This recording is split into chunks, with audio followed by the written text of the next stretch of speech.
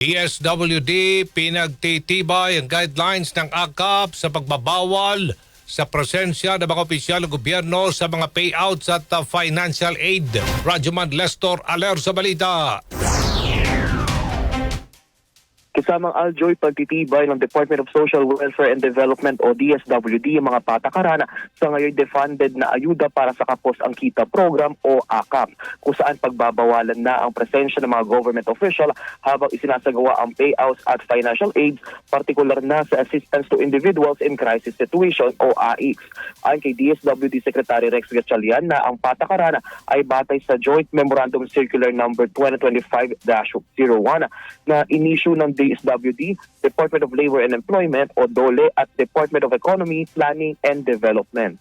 Bukod dito, ipinagbabawal din ang pamimigay ng leaflets at mga mounting posters at banners na mag-uugnay sa programa sa mga political personality.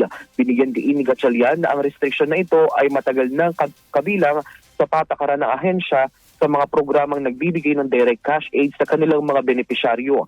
Kaugnay nito, ayon sa kalihim na magsisilbi ring extra line of defense ang mga social workers na nagpapatupad ng social case management at payouts laban sa mga individual na ginagamit ang programa ng gobyerno para sa kanilang personal at political gain. Nilinaw naman ni Gatchalian na hindi na kinakailangan ng referral para ma-access ang programa at serbisyo ng kagawaran at sila ay magbibigay ng tulong sa lahat ng nangangailangan at nakararanas ng krisis. Kasama mo sa DZXL RMN Manila, Radyoman Lester Aler, Tatak, RMN.